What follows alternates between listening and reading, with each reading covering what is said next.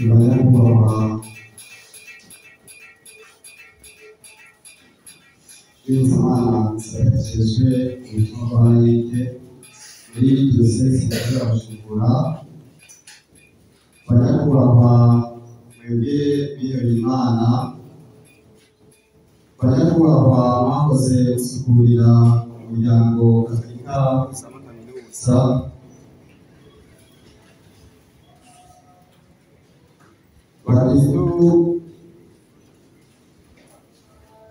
bakristu muburiye umuryango Gatolika mpuzamahanga, namwebwe bakristu bashitsi batuye bahire maze kwifatikanya natwe kuri uno munsi wo kugurura indwi yahariwe umunyeshure Gatolika yiga muri kaminuza. Tugire amahoro ya Kristo.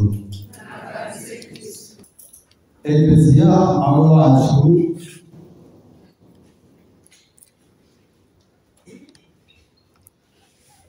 ritwarika abantu batandukanye, mbere ikabasanga aho hose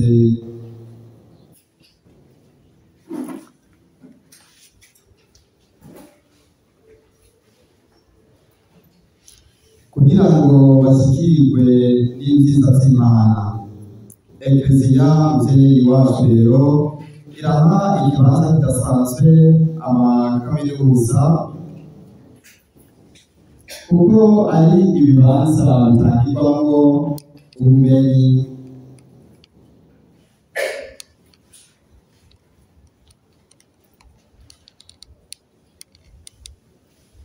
Turahigira no gusenga, tukaharondera ubumenyi bw'umutima n'ubumenyi budufasha kwiteza imbere muri byose. Ekleziya kandi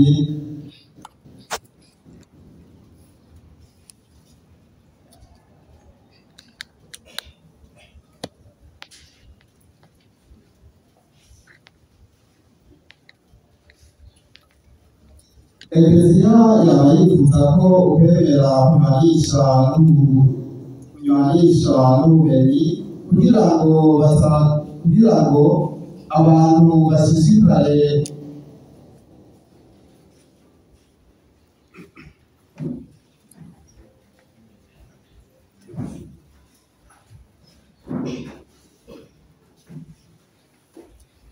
Ekleziya yaba yifuza ko wese aho ari ishure muri za kaminuza ko atoroha ubumenyi ko ishure gusa, ahubwo ubumenyi aronka yobumanisha n'ubumenyi bw'ukuri, ariko buturahura mw'ijambo ry'Imana.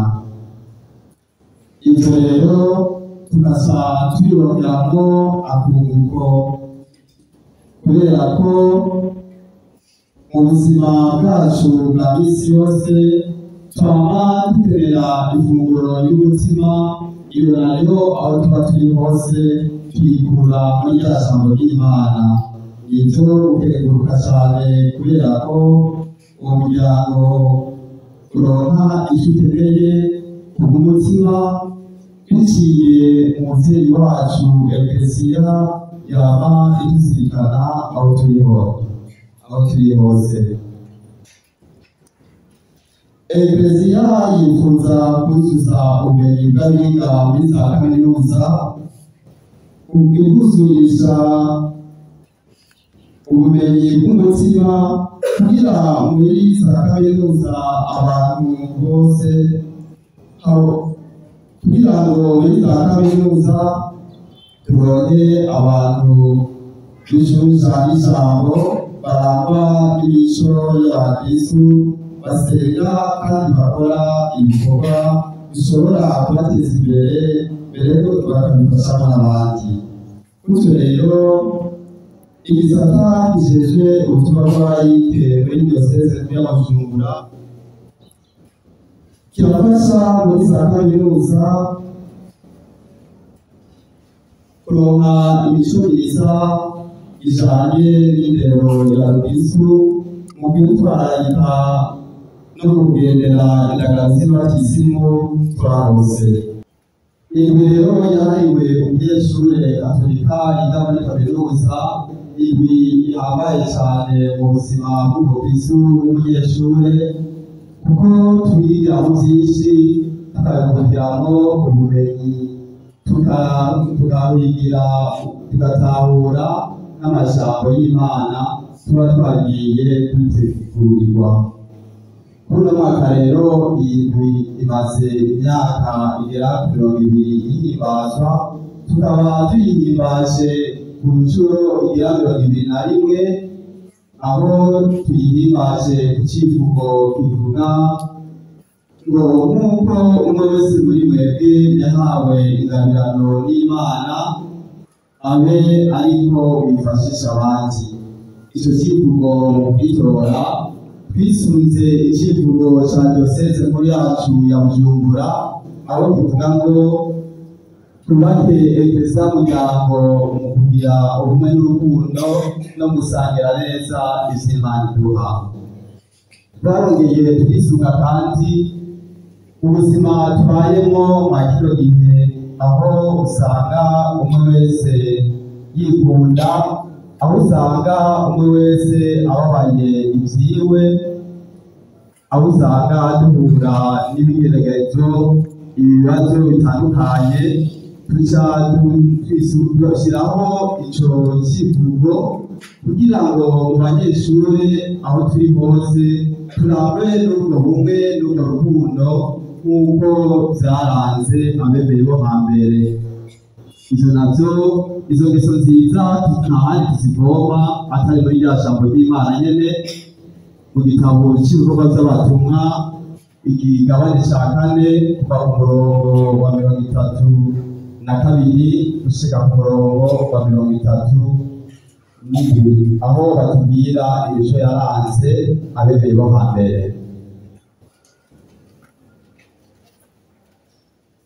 Mu gusozera ndangije ndabifuriza kuroranirwa muri iyi ndwi, mu kwakiriza yompi ijambo ry'Imana twateguriwe mu nyigisho tuzogenda turaronka muri iyi ndwi yose, ntidusige uko yadusanze, ahubwo dushobore kuduhindura, izosige twabaye abakristu bashasha barangwa n'urukundo, abakristu babera akarorero aho bari hose abandi. Ese iyi ndwi yotubera indwi yo guhinduka by'ukuri, tugaheba ingeso mbi twari turimo, tugaheba bwaba tugavuga ijambo ry'Imana, tukaba abakristu b'akarorero bashimira Imana Yesu, babera akarorero n'abandi. Tugire Kristo. Nziza mwese. Urumva rero uyu munsi w'Imana ariwo turagururiye ko iyi ndwi yahariwe umunyeshuri wo muri kaminuza, umunyeshuri atari umunyeshuri asanzwe, umunyeshuri Katolika. None rero twari twatumiye Patiri Niyomutanga Martino, musanzwe muzi gukora impunyu mu biro wacu awujemwo uyu mwaka. None rero murazi turatanga saa 3, ariko rero byakunze mwebwe mudatwara imodokari, utwara amaguru yanyu gusa, bigomba kutubwira n'ingoga kandi yikanira imbere yawe ikabona yarugitubu ikabara gito cyangwa sanga yumye bibiri umwe mu bisaye akaba amagenge abari muri cyo barabara bose tugezora. None rero aha dusanze ashikiye kugira tumuhe ijambo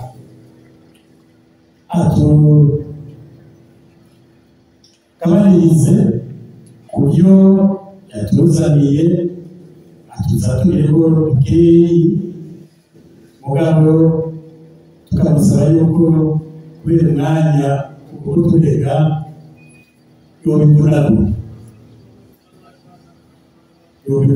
mugabo ntakira iwe no bariko baragira ubugeni ngo ntamubwira uwo bamwana biwe amubwira ati twebwe tukakure none rero inka twazanye twayivunagura barumviriza ati kubera cyane byari kurigora guca ku kiraro ubundi nawe aterega baje ahejeje kuvuga ati batanga kakambero baragenda baraharura abona arashima aterega kare wari washimutse nari nzi ngo duhereye imbere atandukanye barabwira tubwire none rero Padre Martino turaguhaye ikaze turaguhaye n'ijambo noneho dusanzwe muri muri sedari none rero tuzatumire abantu nabo bagutege yombi tubandanye kugira ngo ibintu nyeranda abindwi idufasha kwinagura ubukristo bwacu komeye no gusaba imbabazi ariko nkenguruka ko bana bajejwe ubutumwa bashatse ko gufungura ino ndwi yahariwe umunyeshuri katolika wo za kaminuza ko nabayagira ibyo sivuga byinshi ndagerageza gukoresha umwanya nuko rero kuko nayibonye ku ndinganizo kandi umuvukanya ukabeje kubisubiramo icivugo ngenderwako cino ndwi ni iki nk'uko umwe wese muri mwebwe yahawe ingabirano y'Imana aba ariko muyifashisha abandi nk'abashikiriza beza iyo ngabirano Imana igaba kwinshi. Ce que chacun de vous a reçu comme don de grâce, mettez-le au service des autres. Ijambo dusanga mu igete rya mbere ry'umutumwa Petero kigabane ca 4:10. Ugutangura rero ino nyigisho kuno munsi wa mbere n'umunsi wo kugurura seroje nabonye kuri programme n'inyigisho ishimikiye ku kigongwe. Umuvukanye aje kuvuga aratubwiye ko mu gutora kino civugo ngenderwako eka n'andi majambo azotumurikira muri ino ndwi mwafatiye ku civugo ca diocese nkuru yacu Bujumbura kivuga kiti dukomeze ekleziya y'umuryango mu kugira ubumwe n'urukundo no mu gusangira neza ivy'Imana iduha. Mu vy'Imana iduha harimo ikigongwe. Gutanga ikigongwe n'ubundi buryo bwo gusangira neza ivy'Imana iduha. None rero iryo jambo ryo gutumurikira uno munsi cyangwa rikora gutumurikira uno munsi rifatiye ku majambo dusanga mu ikete Pawulo mweranda yandikiye Abanyefezi kigabane ca 4 umurongo kuva ku murongo 30 ushaka ku murongo 32. Ariko ijambo nyajambo tugomba kwishimikiza niyo dusanga ku murongo 32 niryo rivuga riti ariko mugiranire neza mugiranire imbabazi murekuriranire nk'uko Imana yabarekuriye muri Kristo. Soyez bons les uns envers les autres, compatissants, vous pardonnant réciproquement comme Dieu vous a pardonné en Christ. None rero mu kuzirikana iryo jambo ritumurikira kugura ino ndwi yahariwe umunyeshuri katolika yiga muri kaminuza, nashimye ko twokwishimikiza zino ngingo ngufi zitatu. Ubwa mbere, inkomoko y'ubwiza nyabwo kugwaruka kuje n'ikigongwe c'Imana canye n'Imana kigongwe. Ubwiza kugwaruka nta handi tubuvoma atari ku Mana kigongwe. Ugira kabiri, ni bimwe mu bipfutanya iteka ryatewe urwaruka, bimwe mu bivutanya iteranyatema. Ubwira gatatu n'ibyo urwaruka rwahamagariwe gukora ubwuzure n'Imana kigomba. Ubwa mbere inkomoko y'ubwiza nyabwo urwaruka n'ikigongwe c'Imana. Dusomye mu gitabo c'umuhanuzi Ezekiel kigabane c'16 kuva ku murongo wa 6 gushika ku murongo wa 19, Imana igiye kuri uwo muhanuzi ivuga iti: naciye hafi yawe ndakubona, ndaheza ndakubwira nti ntubeho. Hanyuma urakura uba inkumi, uba intore mu ntore, urasonga amabere, imishatsi irakura, ndakoroza urubuga rw'impuzu yanje ku bugambure bwawe. Narakogeje n'amazi, hanyuma ndagusiga amavuta, nakwambitse impuzu zideshe, ndakwambika inkweto z'urusato, ndagukenyeza igitambara cera, kandi ndakwambika impuzu ziremvye. Warabaye mwiza cyane, niwe izina ryawe ryaba rurangiranwa makungu kubera ubwiza bwawe. Gakobwa umwakaka kubera umwakaka nari nagushizeko. Ayo majambo y'Imana kigongwe, ivyo Imana kigongwe yakoreye igihugu c'Isirayeli, ntiyegeshanya kubikorera umuntu uwo ari we wese. Nibyo yankoreye, nibyo yagukoreye, na cyane cyane nibyo yabakoreye, kandi umwe wese arashobora kubizirikana ku rugero rwiwe. None Imana siyo yaduhaye ubuzima, Imana siyo yaduhaye abavyeyi, Imana siyo yaduhaye ubwenge. None ubu ni muri kaminuza, none abo mwakuranye bose bari muri kaminuza, ingabo idasanze mwahawe mwebwe umwe wese ku rugero rwiwe.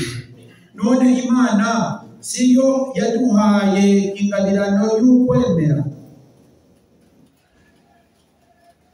N'ikimenyamenya nuko iyo ngabirano Imana yaduhaye dutegerezwa kuyikoresha, tukayivomera kugira ngo iduseruke mu buzima bwacu bwa misi yose, cyangwa mbere no mu mirimo turangura.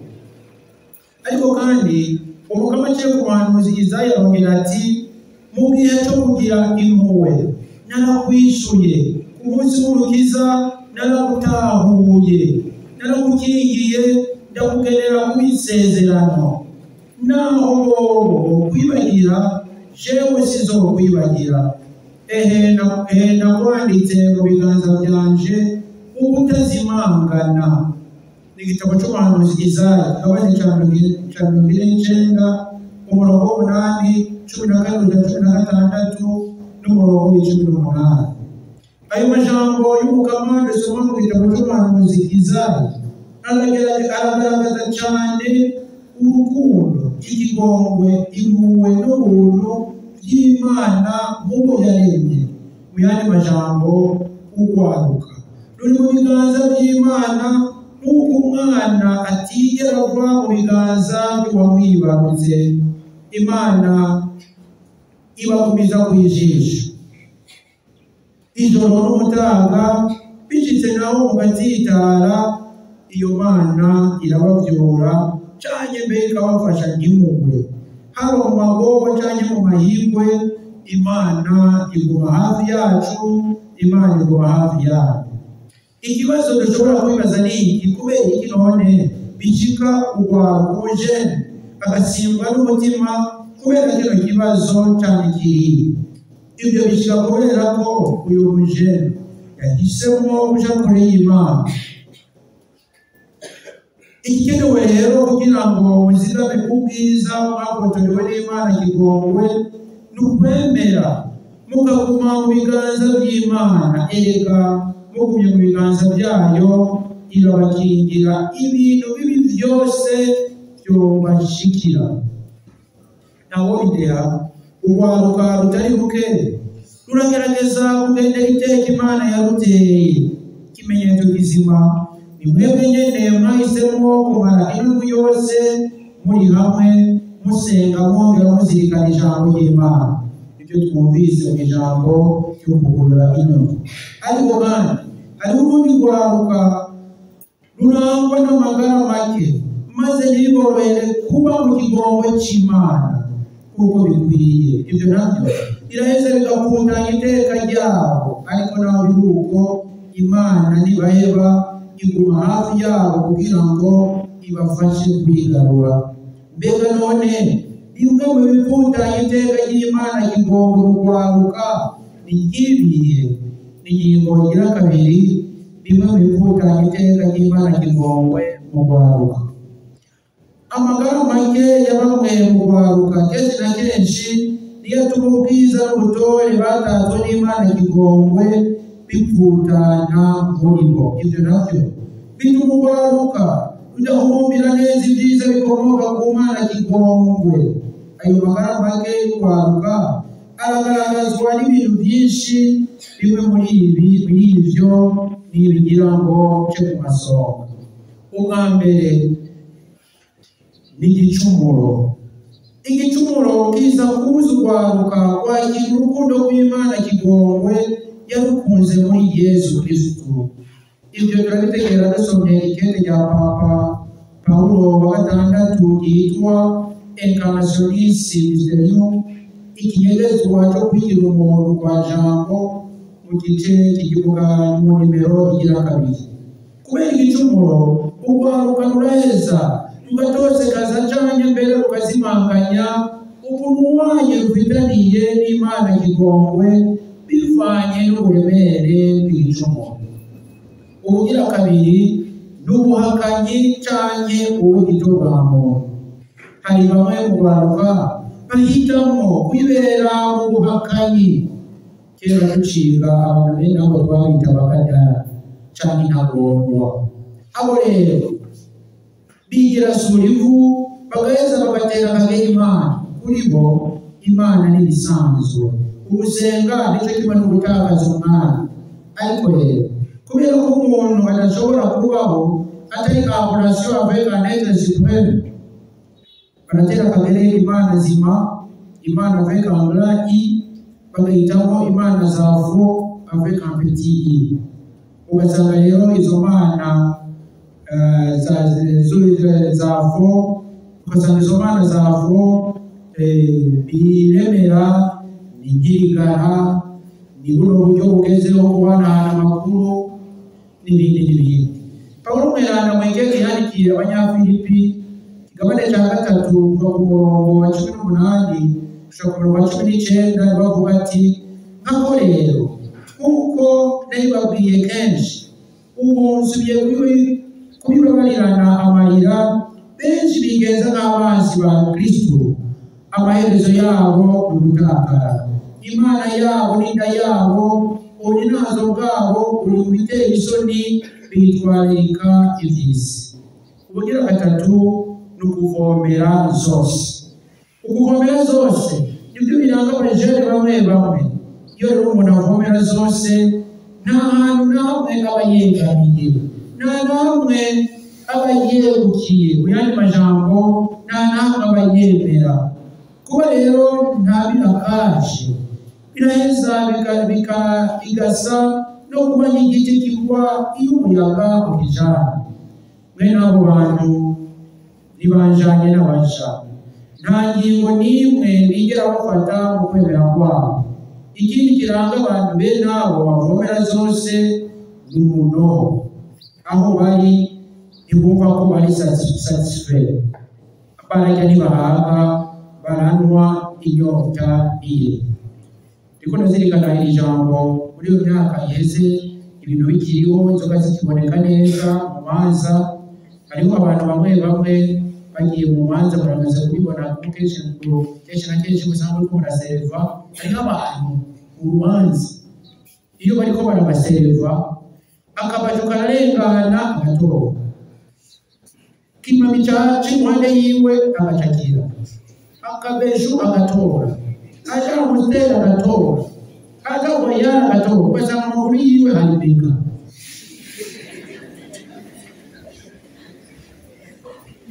roho utuma umuntu ahurira icyo abonye cyose. Ubugira kane ni ukwirengagiza ikibanza cy'Imana mu buzima bwabo.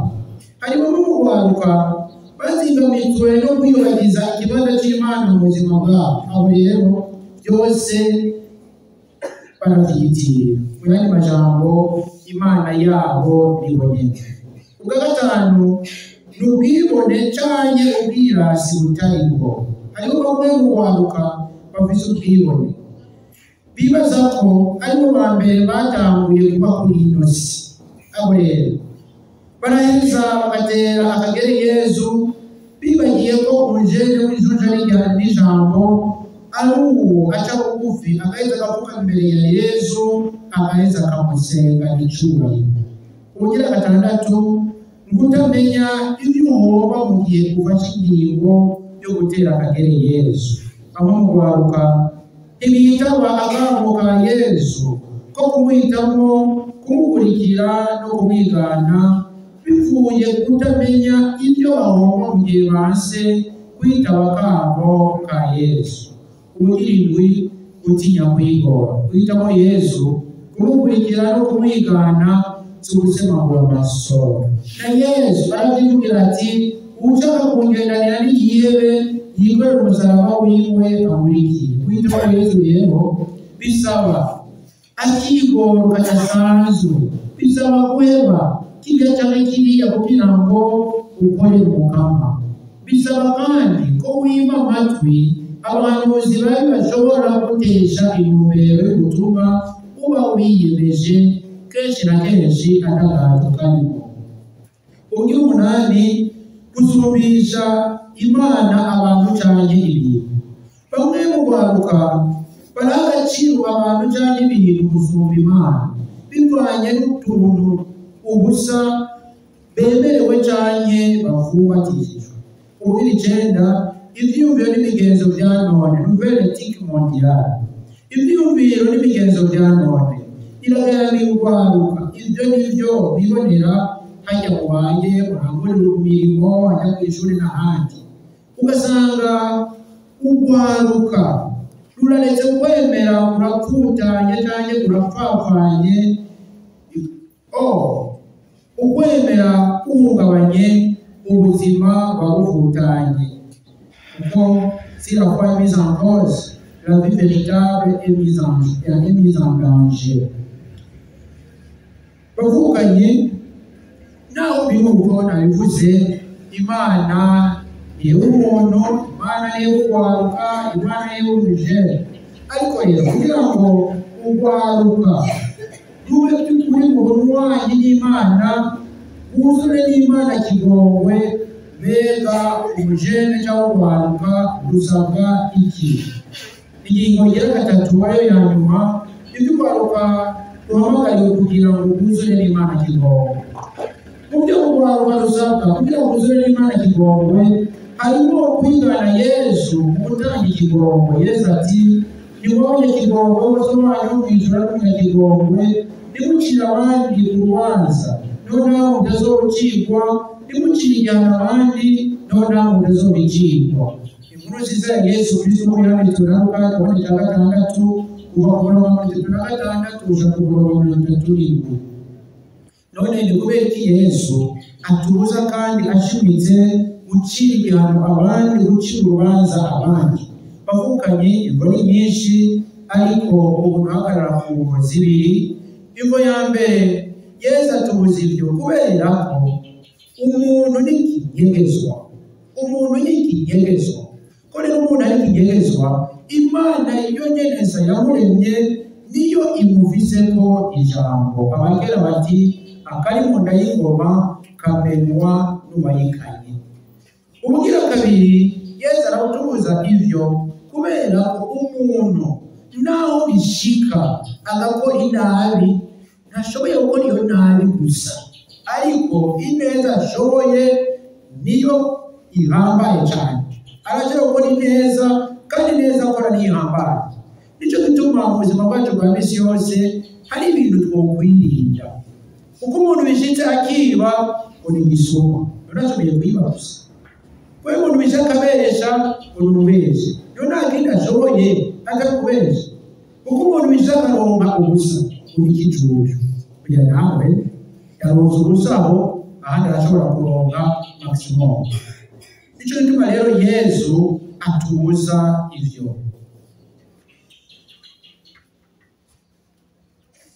Ikindi kibazo dushobora kwibaza ni iki, mbega birakunda ko kuba abanyakigongwe nk'uko n'Imana ari umunyakigongwe? Birakunda ko Yesu tubwira ati ni muba abanyakigongwe nk'uko n'Imana ari umunyakigongwe. Mbega birakunda bavukanye Yesu kenshi na kenshi ariko arigisha ntahereza gusa mu majambo, ariko inyigisho yiwe aragaruka akayishyira mu ngiro akayigendera.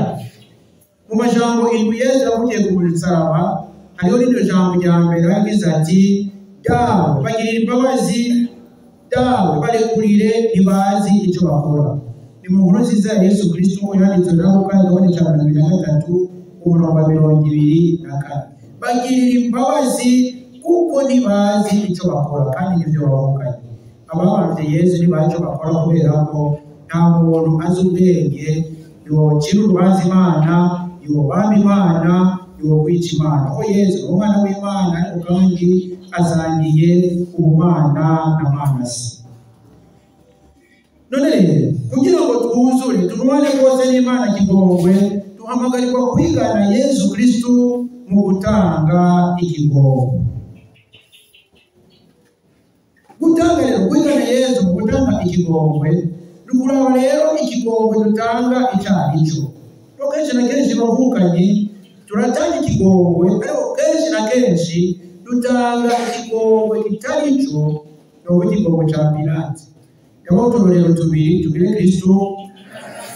Iyo umugenzi yagucumuye akakubabaza ukomeretsa, hanyuma akaza gusaba imbabazi, ariko umwicura ati mugenzi ndakurekuriye ariko ntuzosubire. Tubire Kristo ndakugiriye ikigongwe ariko ntuzosubire. Icyo kigongwe nico ntuzosubire.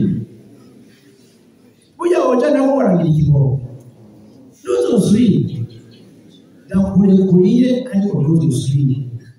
Icyo kigongwe si cyo ni cya Pilate. Iyo Yesu agira ati barekurire ntibazi icyo bakora ariko ntibazosubire, ariko barekurire. Ubugira kabiri umuvukanyi arashaka kuza kuvuga ati nukuri pardon, naragushaje kugira ikigongwe. W'ikigongwe unakimuhaye kera, unakurekuriye kera. Aho kera ni cyane anamuhenze baturabana batipa kwaso cyarahite nawe barabara. Ibyo twamagariwe kubyirinda. Turashaka kwibaza tuti none ko twamagarirwa kwigana Yesu mu gutanga ikigongwe, none birakunda ushobora kuja ku rugero rwa Yesu mu gutanga icyo kigongwe? Atubwira tuti nimba Yesu yarabishoboye kumusaraba nuko yari umwana w'Imana, nuko ari Imana, nta muntu asanzwe yobishobora. Avukanye areka twihweza Stefano Mweranda. Stefano Mweranda igihe abayahudi umutima we bariko baramwicisha amabuye, yishize mu biganza bya Yesu, ariko kandi arongera arasabira ikigongwe abari bahejeje kumubamba. Yasenze avuga ati mukama Yesu akiri umutima wanje, arongera ati barekurire ntibazi icyo bakora. Bavukanye ko mu gutangura rero ino Katolika yari umunyeshuri muri kaminuza, duhamagarirwa kuri uno munsi wa mbere kwihweza ikigongwe cy'Imana muri Yesu Kristo umwana w'Imana, bitumenye rero kuyigana Yesu. Maze Stefano Mweranda atubere akamaro. Tuzi neza yuko ugutanga ikigongwe ari ubundi buryo bwo kuzangira neza ibyo Imana iduha bitugereje.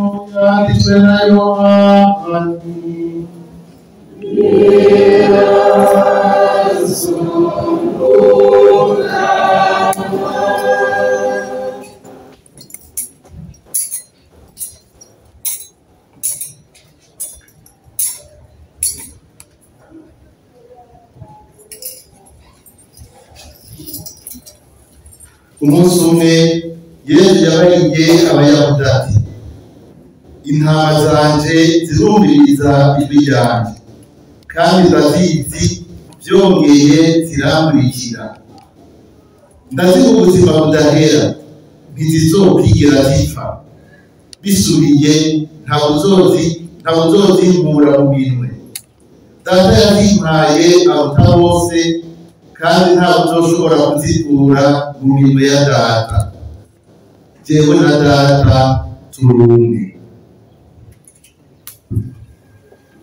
dushemeze ijambo ry'Imana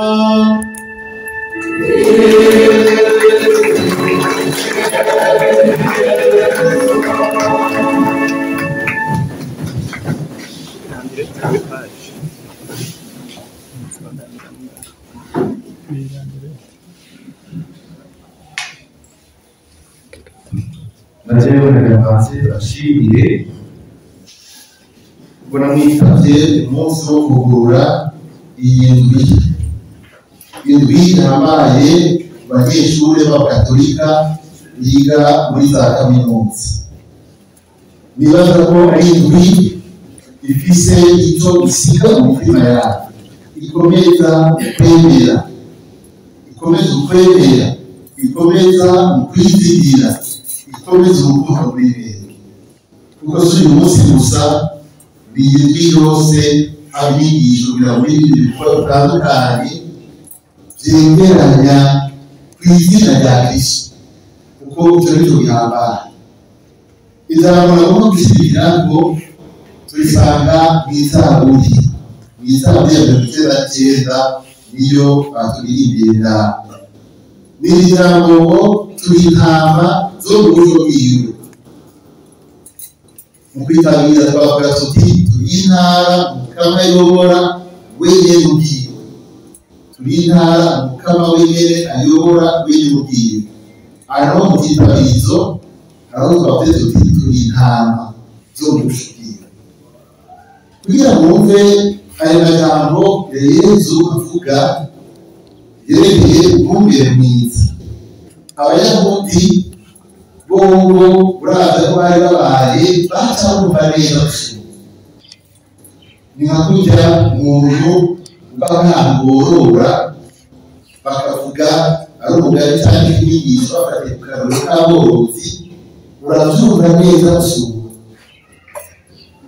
Gatoya babwire ingene aho muri Israeli ahungiye ubworozi bwari buhari bukomeye bwarobye intama abantu batunga bakaragira kandi atabwatsi bwinshi cyane buriho kuko muri Israeli hateze igice kinini biteze mukamara ko muri desert kugira abantu harimo uduce tumwe usanga hariho hari amazi kuri hamwe, ugasanga hariho utwatsi duteye cyane dukeyi, bigasaba ko umuntu amenya rero aho hantu. Mbega ufise intama nyinshi akaba hariho ngaha abaye bizoraguza ahantu hose basanga amazi, umwungere na mwungere hari ibintu akwiza kumenya. Abakwiza kumenya ahantu azoshora intama ziwe zikaba amazi, kuko mu bugaragwa utaronse amazi urapfa, ibitungwa byawe byapfa, ku buryo n'intambara mbere zashobora kwaduka hagati y'abungere baje bashoboye intama zabo kugira ngo zimwe. Ubwatsi ni buke, ubwatsi aho uri ubonye utwatsi dukeyi duheze abwizwa guca agenda kurondera ahandi buba ubwatsi. Ni ukuvuga ngo umuntu abwizwa kuba akerebutse amenya iyo atwara intama kandi ntazimire, akamenya yuko azishoreye cyangwa zigiye imbere zirazira zikabera zikamukurikira ko zizi ko zitwaye ahantu ziza kuronka ikintu, ziza kuronka utwatsi cyangwa ziza kuronka amazi. Ngaho rero tuvugaragwa biragoye kubyumva ko uburundi nta bugaragwa dufise, biratugora kwiyumvira abantu bari mu bugaragwa ingene birabizi, bisaba kumenya terera uriko. Uyo muntu ava ngaha rero akagenda akurikira arondera iyo ubwatsi buri, abuza ko umuntu w'inkerebutsi kandi arinda, kuko aramutse ahuye n'igikoko arakirwanya. Muribuka ko Dawudi ukuragira n'umwungere batubwira ko yarwanije n'intambwe, kandi aho urabona muri Kenya no muri Tanzania n'Abamasayi basanzwe ari aborozi, urazi ko badafite intambwe baratuye. Gushika n'aho nanjye n'abadokimatera batubwira ko n'intambwe zibonye Abamasayi ziramaze kubamenya zica zikura neza. Umenya ziramaze umenya baramaze kumenyera bazi. Kera ho batubwira yuko umuntu kugira abemere ko yakutse ageze kurongora y'iki ntambwe, kandi izi ntambwe n'ubwiye ngo umugore atoba muriho. Niko byari umwana wamutije kubera bya Mbirorema wava bazitikiza. Mugabo aborozi barafise ubukomezi, barafise ubuhinga, barafise ubwenge bakuza muri bo, ugasanga n'ibitungwa byabo birabizi kandi birabakunda kuko nabo babikunda. igihe ndetse turavuga ngo twamwungere mwiza yigura intama ziwe ndimo mwungere mwiza ajyane intama ziwe aha ubwatsi burebye wa wundi aziha amazi zikanwa muca mwumva mwungere akazi kiwe afise hari ikintu gihambaye ngaha bavuze umuntu afise intama nyinshi arazimenyera umwungere mwiza arazimenyera mbere bakaziha n'amazina kugira inka usanga baziha amazina umwungere cyangwa umworozi abaza amazina yazo zose kandi akamenya imwe imwe ingene imeze ingene yigenda niba ari kubagana niba ari ikomeye niba ari ifite intege nke arazimenya birahambaye ko bagira ubucuti bukomeye nazo wiyumvire ibishika muri dese ahantu hatagira amazi ugasanga ahantu hari iriba ahanaka genda ibirometero nka 10 cyangwa birenga ubwire kurondera amazi si ugenda wenyine hari igihe cyangwa hahurira n'abandi borozi nawe nyine baje bashoboye intama zabo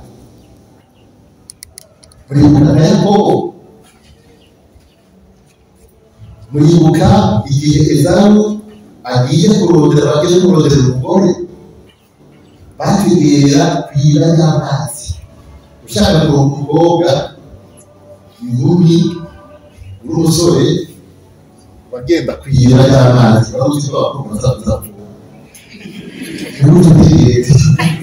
ibyo byabaye ujya mu mugeni Isahaki yatwaye uwo yamubitse haje kwiri mwibuke Yakobo nawe nyene kugira ndashika hariya aje kwase ubu yatiye kwiriba birangurira Musa umugore wiwe yakuye kwiriba agiye karwanya abantu bari baje kuzaba bamuhotera bababuza kuvoma amazi bahungiye Musa wabandi yavuye hakuruye birashika bongera bakahurira rero intama zo zibona amazi ziruka kunywa zikavanga mbega batazipangana kuko ibyo amaparati ashira kuri bari kugutu cyane abyari byasaba yuko izo ntama zavanganye zihuriye hari amazi kugira ngo zisobanure umwe ahamagara izindi none kuzamuri habari nyinshi zaravanganye uzisobanura gute n'ibindi ubye zirazi ijwi ryawe niwahamagara zica zumva umwungere wazo zikamukurikira izindi zikakurikira wazo cyane ukazizira mu maso ukaziharura abakozi biriye ukazibonera ziriya ari waje neza aho ni hamubwira rero ngo keretse bakagira n'ubwo bucuti n'izo ntama mutamumva rero ngaha aya majambo Yesu avuga atwerekeye rero intama zanje zirazi ijwi ryanje zirumviriza ijwi ryanje ndazizi nazo zikamenya avuga n'ubundi burokatira ngo zirambike nicyo gituma muri Israeli umwungere yagimbere ntiyayobora kuko intama yoboye kiretse iyo zitashe kugira zizomera iyo zica kuko rero yabwirizwa kurondera muri izo ntara mu Bugarama ahantu yozitumbereza twazi zijya nicyo gituma zaza imbere kuko niyo bazi iyo agiye zikakurikira hageze gutaha ntacyo zirashobora kugenda ukaziyugashorera kuko zirazizira mugabo ugiye kurondera ubwatsi wongere n'abakobwa nicyo gituma turiko turaririmba ya zaburi tuvuga Kristo aturongora dutwaye ahari amazi ahari ubwatsi burebye muri iki gihe rero twebwe turi intamazi Yesu n'umwungere mwiza aratutse nta n'umwe atazi muri igihe kandi Imana nta na kimwe atazi muri wewe, nta n'icyo womuhisha, ni wewe nyene wowe urihenda. Kandi icyo tuzi kandi nuko nk'umwungere mwiza yaremeye aratanga ubuzima bwiwe kugira ngo dukire. Icyo wowe iyo wiweze umusaraba kugira ngo ntabona gitekereza kuri icyo. Igisigaye muri twebwe kumenya ijwi rye. Mu gihe turi ku isi hari amajwi menshi, mu gihe kuri iyi si bose baza bakwega n'abahanuzi b'ibinyoma babwiye, kugira ngo ushobore gushishoza ijwi rya Yesu. Aho niho rero twebwe ikibazo kitakizi iwacu. Intama zanjye ndazizi. Yesu atubwira ko yaje kwegeranya intama. Avuze ngo intama zanjye cyane tukavuga ngo turi umukama ari we aragira uburyo bwiwe bw'intara. Musore ijambo ry'Imana aratubwira ngo hariho n'izindi ntama. Intama zose ntiziraja kwa Yesu, ntiziraja mu ruhongore rwiwe. Intama zose ntiziragira mu rugero rw'aho zivuga ziti twebwe turi intama ziwe. Ni ukuvuga ko hari abandi batarabiri. Turi hagati, turi mu isi, hariho abayoboka Kristo mugabo benshi batamuyoboka. Muri yo kwiyega ngo bose n'abakristo eka intama zose zizi, mugabo yashaka ko zose tuza mu murongo. Twebwe tuvuga rero turi intama ziwe, twebwe tuvuga ngo turabiwe, hariho des compétences tubwirizwa kuba tugereho, hariho des compétences tubwirizwa kugira nk'uko umwungere mwiza azi akazi kiwe, azi ubutumwa bwiwe. Intama nazo zirabwirijwe uruhande rwazo kunga ubucuti bukomeye na Yesu. Muri mwebwe hari ababa muri campus, muri mwebwe abandi babaga mu makaritsiye atandukanye, naho ufatira muri bariya universite gusa. Muri kaminuza hari ibintu byinshi. Hasinzi ko hariho abashasha bariko gushika umwaka barimo upfa gushika uvuye muri lise hajya ruguru cyangwa se kominari cyangwa umaze ishuri hajya kuri technique karate, upfa gushika barakwakira abumvira batandukanye. Ubu rero wanditse, ubu rero wagiye muri kaminuza, ubu turi mu gisagara urugiye ahantu hera ruguru, ubimenye ubyumve, sibyo? Ubu turi muri kaminuza kuvuga ngo universalisme ni ibyo byose birugoye. Ntusubire kwibonera muri bya by'ibiro by'abanyamakuru, si uko wowe. Ubu rero inama amataraka y'ibira ubuzijanye eka iyo kutugira utambaye uvuye hariya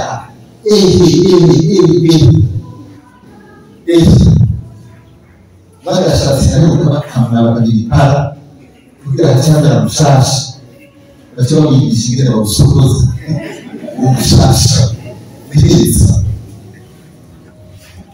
Turi ku isi wuguruye ibyo byuma mu byiyumviro bitandukanye kandi bigezweho byiza mu bigezweho twavuga. Mugabo yambere waronga bya jambo y'Imana bigishwa nabonye benshi babaye abafutari impamvu y'umwanya bimwe wenyine nk'umukuru w'umwanya yabikoreye wakabigisha abandi byose batambiye kwibiza na zero. Ugatangura gutekereza no kugera warose, ugatangura gutekereza ku byo wewe nyine wahubwira abandi, ugatangura kugira n'isoni zo kubigerera zo kumukisha. Ejo papa Muyubero kane muri komeye yatanze yagize bisa yiwe ejo cyangwa ejo imisariko ya mbere ariko n'abakatino hari ikintu yavuze isano avuga ingene muri iki bintu kwemera ku isi umukristo afise kwemera usanga ari nationaliste usanga anebagurwa usanga umuntu umukristo ageze mu nziza bamukengerera bakamutwega mbere y'umutoteza bakamutoteza ivyiyumviro tugezemo muri iki gihe vya gipagani ivyo twita neopaganisme niyo bigenda bitwara bigomba kuzivya ijwi ry'Imana bigomba yuko abo bantu bakurikira Yesu bagerageza kubacuvya uburyo bwose bushoboka ntibaronke n'aho bavugira ntibaronke n'aho baca ugiye ukavuga uti umukristo cyangwa bakabona wambaye agashapure cyangwa bakabona ugiye gusenga ukamenya isi yose itiguhaguke warabana rezo sosiyo ibitako ibiteraso n'ibindi byose bihuse birahaca kugira umuntu avuga Imana ukarinda gucukura bigakomera nawe bavuga Imana bagenda kuraba ugasanga ni benshi mu buryo uvuga uti mbega none ukuri muri aba wewe ninde ntubyumve muri ibi icyo nshaka kubabwira hari iki twebwe turi intama zo mu bushobozi muri kaminuza n'ahantu yabwirizwa gukurira mu mutwe n'umuntu uri mu gihe abantu ko abasohoye yabwira baza barakubwira ngo utaha mu gihugu ubwirizwa kwiga umuntu akuze si ukuvuga umuntu agira ati mpemoterwa universite ahantu yabwirizwa kugerageza guforosha wenyine saporo de personalite mugabo afatiye ku byo yarose agakuza de conviction profonde mugabo abantu bafite conviction bagakurikira akantu kose kaje bagakurikira ngo nta yavuze ngo nta kamuvuze nta kamubazo mukore bitangaro hariya abantu bakiruka ngo umuntu de conviction ukuvuga icyiyumviro shingiro agerako adapfa kuyiganzwa n'akantu akayikoza kujya kwemera rero narose kujya kwemera mwabuyemo kujya kwemera mwagiye muragaburira mu mirimo itandukanye no mu iwanyu ubu haragezaho ukugaragaza bivuye ku mutima uba hagati y'abapagani uba hagati y'abagushima cyangwa batagushima mugabo ukumva yuko wewe bakubajije bati urinde ushobora kuvuga uti jewe ndibwira abandi bari mu ntamaza jewe mu bakristo nicyo gituma Paulo yaravuga ati mubwirizwa kumenya gusigura no guhagararira ukwemera abantu nicyo gituma abakoresha mu ntamba ibashaka mu bwenge bakagerageza gukoresha filozofiya kugira ngo bakwemera abandi bashobore kubisigura haje n'umuntu w'icyabwenge mu rurimi yumva muri filozofiya yumva bamubwira icyo bakurikira icyo mugabo utakibanzukire mu by'ukuri wari umwanya w'umuntu akora kwemera akabwira icyizero shingiro gikomeye ibyoroha muratunganizwa rafiki arebe imigambi rero iraza tugeze no muri kanani hariya urabigishije urwango urabigishije kwiruku urabigishije ibinini urabavuze ibinini twebwe turi intama zo mu bushobozi ntibyumva murahanga ngo runaka bavuga iki uriya avuga iki uriya avuga iki ibyo turabikora nibyo mugabo mbere ibyo ariko arambwira birajyanye birabereye intama y'Imana birabereye umwana w'Imana birabereye nashaka iwacu mu gihe cyo kuvuga ikintu giteye kubiri na wa mwongere wanje ariko Yesu Kristo nzabona kwiga umwambushi ndabona mwanya ndabona kuba ari ku mwanya turabwirizwa icyo gituma nk'iyi dutanguye gukurikira inyigisho kaba akaryo ko gukomeza kwemera ukwemera abakristo bareremba abakristo tubari iyi si igezemo irakuzumira ikagutwara ugakurikira ibyo byose bikaguruka uwo haje intelligence artificielle icyo Papa yarivuze ati tugezaho hagiye kuba revolution bigiye kubaho yaratanguye ati kera habaye revolution industrielle mu gihe cya Papa Léon XIII na muri Léon XIV ati kumwe hari revolution industrielle hakaba amaidéologie donc socialiste na capitalisme kiriya gihe byari byeruye rwose ubu hari izindi revolution intelligence artificielle ibintu ibira kwibwira mu buzima ntituramenya niyo bizodushikana mugabo Eklezia irabwirwa kandi umurongo umuco mu gihe bimeze uko rero aha niho wamubwire mwiza muri ibyo byose biriko biraza kandi harawe bikomeye n'ibiki niho duhamagarirwa kumviriza ijwi ry'umwungere wacu Yesu Kristo maze yavuga muri iki kivuga cy'abantu turimo abemera n'abatemera tugerageza kumva ijwi ryiwe tukamenya yuko iryo ari tuzokurikira tutazokurikira ibiti byose tutazokurikira ibiti byose ku muntu ujene ashoboye kugira ubwenge akagira ubwitonzi bwo gushishoza ijwi ry'umugabo bwo gushobora gushishoza ikizomushikana ku mazi y'ubuzima mu gihe igihugu kitakigira amazi yo kunywa nashatse kuvuga ya mazi Yesu abwira wa munyasamariyakazi ati amazi rero umuha niba yaronka ntuzosubira kunyota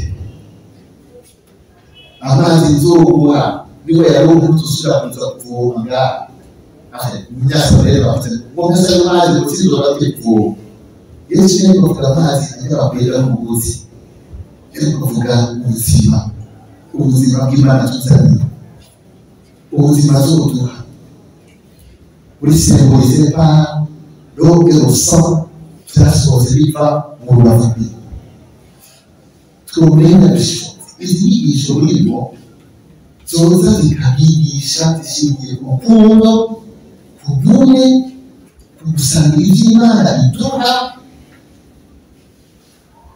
ese zoza bibamurikira kugira ngo muzoshobore kwizigama n'urwabuzi ngo natwe tube muri cya gihugu cyanyu ya ntara yirongorewe dufise ibisata mu minwe twarabesubiza amakanzu yacu amaso y'amagazi mwazumvise kese ku cyayishuwe kuko twakurikiye wa mwagazi w'ibicu kuko twakurikiye wa mwungere musabe ibyoganira musabe ubwo bwenge ubwo ni bwo bwenge dukeneye muri ubwenge bwo kumenya gushishoza iby'ubutwari gushishoza ikibereye n'ikitabereye ikikuzanira ubuzima n'ikidutwara mu munsi muri ibi byose tubona bigaragara muri ibi byose tubona kwera muri aya ideoloji agezweho kandi yigishwa kugaragara kandi akigishwa n'abantu bahambaye gusa bafite n'uburyo bwinshi mugabo bikaba ari ibintu biri kuratwara aheza turi intama turumviriza kandi turakwikira turamuzi turamuyoboka ahamagaye turita turamuyoboka abatumvise bafite isanga n'abatigeze bicafuza n'abarwaniye ubutonde bw'umutima wabo n'abatigeze bakurikira ingeso mbi bararwaye urugamba bamwe rero barabizira kuko benshi baba batiri baratsinze ntugire ubwoba turi mu mwaka witiriwe umwizero ni umwaka wa yubile umuhaza n'ibindi byinshi by'ubwoko bwawe reka kazoza kanyu kariyeri mbega ejo abize gute turi bazo twawe mbega abantu bakutanga kugeza mu gihuza arayizi imyaka 5 ko mbona bari mu gatumba akiri igishomeri wewe uri kuzana uje kugeza umurongo w'abashomeri reka nikubavuga muri bo yiga mutahire kongera igishomeri ntabwo ibyo bimaze kwaba babivuguruye abantu baradekara harimo n'urwanda umaze kubona batuma bavuga ngo reka kwiga ntazimaze runani bari bariga urababura z'ababari ngo barimo batatu agahagarika ngo agiye kwimukana ubuzima abibitsa n'iyaraye mukaza ugiye muri Zambia mukaza ugiye kuroba mukaza n'imiti burya naho ubukene bwa mbere bubi bujuju ubukene bwa mbere bubi ubukene mu mutwe umworo mu mutwe ndababwiye